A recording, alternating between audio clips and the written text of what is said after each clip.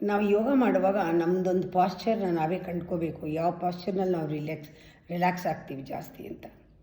ದೇಹಕ್ಕೆ ಒಂದು ಮಾತಿದೆ, ಅದು ಗೊತ್ತು, ಭಾಷೆ ಇದೆ. ನಿನ್ನ ಆತ್ಮಬಲ ಹೆಚ್ಚಕ್ಕೆ ದೇಹನೇ ಸಾಧನ. ಆಸನಗಳು ಪಾಶ್ಚರ್ನ ನಾವು ಕಂಡುಕೊಂಡು ರಿಲ್ಯಾಕ್ಸ್ ಮಾಡಿದ್ರೆ ನಮ್ಮಲ್ಲಿ ಟೆಸ್ಟೋಸ್ಟೆರೋನ್ ಅಂತ ಒಂದು ಕೆಮಿಕಲ್ ಹೆಚ್ಚು ಮಾಡ್ಕೊಳ್ತೀವಿ. ಅದು ಕಾರ್ಟಿಸೋಲ್ ಲೆವೆಲ್ನ ಕಮ್ಮಿ ಮಾಡುತ್ತೆ, ಎನರ್ಜಿ ಕೊಡುತ್ತೆ. ಇದೊಂಥರ ಕೊಡುತ್ತೆ ತಗೊಳುತ್ತೆ. ಅದಕ್ಕೆ ನಿಮ್ಮ ಪಾರ್ಟಿಸಿಪೇಷನ್ನು ಹೆಚ್ಚಾಗಬೇಕು, ಎಲ್ಲದರಲ್ಲೂ ಆ್ಯಕ್ಟಿವಿಟಿ ಜಾಸ್ತಿ ಆಗಬೇಕು.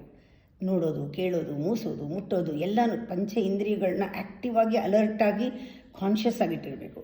ಆ್ಯಕ್ಟಿವ್ ಆಗಿ ನೀವು ಕಿವಿ ಬಳಸಿ ನೋಡಿ, ಸೂಕ್ಷ್ಮವಾಗಿ ಕೇಳಿ, ಆ ಹೇಳ್ತಾ ಇರೋರನ್ನ ನೋಡಿ, ತಲೆ ಆಡಿಸಿ ಕೇಳ್ತಾ ಇರುವಾಗ ನೀವು ಅವ್ರು ಹೇಳೋದನ್ನು ಒಪ್ಕೊಂಡ್ರೆ ಏನು ಅವಮಾನ ಅಲ್ಲ.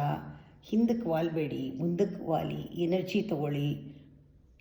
ಇನ್ಸ್ಟೆಂಟಾಗಿ ಕಮ್ಯುನಿಕೇಷನ್ ಆಗುತ್ತೆ, ಎನರ್ಜಿ ಬೂಸ್ಟ್ ಆಗುತ್ತೆ. ನಿಮಗೆ ಮರೆಯೋಕ್ಕಾಗದೇ ಇರುವಂತಹ ಒಂದು ಇಂಪ್ರೆಷನ್ ಕ್ರಿಯೇಟ್ ಆಗುತ್ತೆ. ಒಂದೊಂದು ಅನುಭವನೂ ಮೆಮೊರಬಲ್ ಅನುಭವ, ಶಕ್ತಿ ಕೊಡುತ್ತೆ. ಅದನ್ನ ಜ್ಞಾಪಿಸ್ಕೊಂಡಾಗಲೂ ಅಂಥ ಮೊಮೆಂಟ್ಸ್ನ ಕ್ರಿಯೇಟ್ ಮಾಡ್ತೀರಾ.